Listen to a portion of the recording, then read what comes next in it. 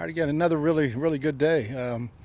Very pleased with the attention and detail that this crew has brought in. Each and every year, there's usually a guy that's throwing up, falling out. We haven't had any of that. We had one, two get sick, but very bright group. Very pleased with this group, and two really good days' work.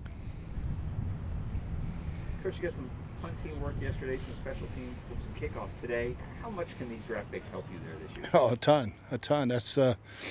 That's their biggest chance right now is to come in and show Keith that they can be core special teamers. You're talking 25, 30 plays a game, and so that's to be their role, and then continue to develop as a positional player. But they can help a bunch, and that's the way to make the team.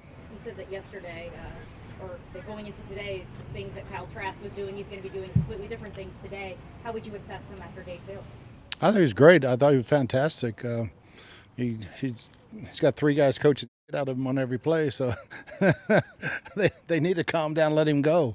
But no, he's been really pleased with him where he's at right now. How much field work can you do when you just have this limited amount of players? I had to be very careful, Rick. You know, with the heat, these guys aren't used to this. This isn't even hot. But like I was just telling you guys, got lucky, dude. This ain't hot, and just got to watch them take 4 plays. You know, because some of them are taking every snap, and you can get the volume of stuff taught. You know, by the time they leave, they'll have been exposed to about 70% of it, and you know they'll come back and get the rest. But they'll hear it all again when the veterans get in. But yeah, it's a good start for them. Coach, you said yesterday that Joe had a scope procedure on his knee a few weeks ago. Was that something that was found up in Indy during the medical part of things? Was that something your doctors found? No, he did something when he was working out and had it fixed right away. Did you guys know about it, though, prior to the draft? Oh, heck yeah. Coach, is a day you can see some of us, yourself, not wearing masks that have been vaccinated? Everybody's out of jail, brother. There's a different feeling in the whole building. I mean, I know you guys feel it too. I mean, everybody came to work today. It's like, wow, everybody's got there's a different vibe in the building, you know, so it does feel great. It feels fantastic. A lighter load for you, too, not having to do the mask. It's for sure. And it's like you got the scarlet letter on if you got a mask on in the building, so. Bruce, do you have a sense for how on board the players are with vaccinations? What do you think that'll be? I don't think there's going to be any problem. You know, some guys will probably not do it, but the majority so far have already. Coach, there's a lot you want to accomplish these 2 days, but there's one thing you could pinpoint that you want to get out of these 2 days. What would it be? Just seeing what the guys learn, see how they learn. We've already pretty much know how athletic they are. See how they learn, see how they compete, and watch them interact. You know, but it's been a great start so far. So you're not watching plays every single play, but like it looked like Kinley has been around the football a few times. Yeah, the length of all those corners is impressive, and their speed. It's a really good-looking group, and I like, you know, a couple of things about some of these offensive linemen. They look the part anyway. So obviously we won't know that till we put pads on in July. But no, I'm really pleased with everybody that's here. Coach, what did you say to Grant Stewart that you've liked so far over the last 2 days? He was obviously really smart. I mean, he's picked up about 3 positions already, and he's full speed as soon as that whistle blows. And that's the way he was on tape and the way he was in college. So it's exactly what we thought we were getting. How's the communication level been with KJ, Brett? It's been fantastic. You know, those 2 guys are running the whole show already, and it's been really impressive. Bruce, outside the draft picks, is there anybody, it's just a 2-day minicamp, anybody that popped out to you? Yeah, a couple of guys, Darbo was here before us, but he's leaner. Hamilton he's obviously been in the league. Riley's been in the league. Hagan looks really good. He's lost about 10 or 12 pounds and looks really good. As for Haynes, you guys have him working at center. Is that a position that you really would like to see him fill in the regular season? Well, no, we're gonna train him so that he's ready to go just in case. His position flexibility is amazing. You know, he's gonna play 5 spots. So, but center is a totally different bird. You learn the whole offense when you learn center.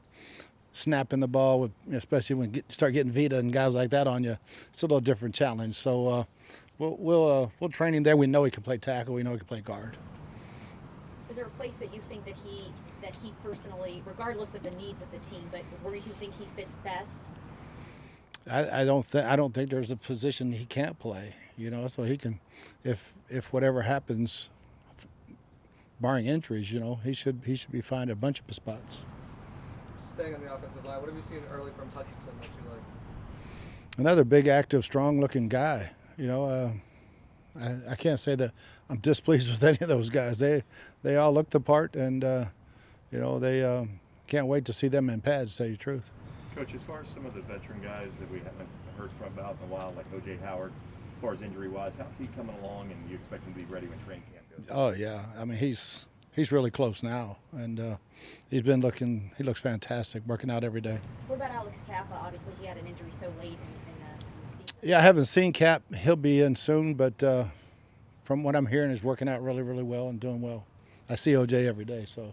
Is there any chance that he would take part in the mandatory minicamp, or would it be a little bit more time for him?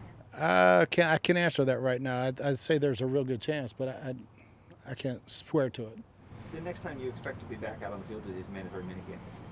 No, we'll be having OTAs with this group, and we're going to have a bunch of. We'll see who shows up in OTAs and who. If they show up, then I might still not practice them, but you know they can still get a lot learned and done. But you know, mandatory minicamp will have everybody. But I look forward to seeing a bunch of the guys starting next week. And what would be, I mean, in the past, you know, OTAs, they were voluntary, they're still voluntary, but there was sort of an idea that if you're here, you're going to work. What would be the change of mindset that you feel like, hey, they can come, but I'm not going to put them out there? The length of the season. Those, I mean, you play 4 to 6 more weeks of practice, and it'll drain you quick this time of year. All right, so even if they come, it's like you ain't doing too much. All right, we'll get you ready in July and August, and it'll be plenty of time. But getting their brains, we got to go back and look at all the things we did wrong as well as the things we did right. We won a world championship, but we did a lot of really bad things on tape that we got to fix, and not necessarily on the field, but mentally. And for you, the length of last season, right? I mean, you had played late as anybody in Kansas City. Is that a factor too in trying to separate that? Totally. I mean, just their physicalness on their bodies, and you'll burn out real fast, I think. Having gone to the championship game and then coming back and having a real strenuous OTA, I learned a little something about that football team. Let's go back to the injuries. Jordan Whitehead, do we have an update on him potentially ready for minicamp? Yeah, he'll be. I don't know if I'll let him go, but he's looking really good. With the more that you've gotten into sports science and everything, has it really forced you to kind of change your approach? Because I know, like for instance, you know, you have no problem giving guys days off, or a lot of times when the weather is really starting to kind of take a toll. You know, some guys would be like, some coaches would be like, let's use that to our advantage. But like, how much has sports science kind of had you evolve your coaching approaches? Oh, a ton. We were one of the fewest injured teams in the league last year because we have such a great group over there, and I listened to them. It takes a long time to learn how to listen to people, and you know, we had a great group in Arizona and had heat issues and all those things too. But you know, some injuries they're going to happen, but we're very, very, very few soft tissue injuries and things that we had last year, strictly due to what they do and how we train. I know Joe Tryon isn't actually out there actively practicing and everything, but he had made some comments previously about wanting to pay off his mother's debt and his sister's medical school.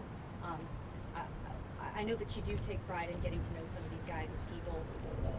What does that say about him? Just obviously it speaks for itself. I mean, you know, he's a guy that you always pay it forward, and he's obviously going to do it, and he's going to be a heck of a player. But the person is just as important. Jalen Darden, another one of those kids. Can you talk a little bit about what you've gotten to know about him in these couple of years? He's super quick and fast, and he's everything. He's a little thicker than I thought he was going to be when I watched him, but yeah, he catches punch very easily and catches the football extremely easily, and so yeah, he can be very explosive. And for some smaller guys, that can be a problem. Sometimes you don't have guys that have big enough hands that might struggle. Well, I think of Scotty coming in, and he wasn't quite as thick. He is now, you know, but he got bounced around by bigger, stronger corners. You know, I don't see Jalen having quite that difficulty. Just his body type's different.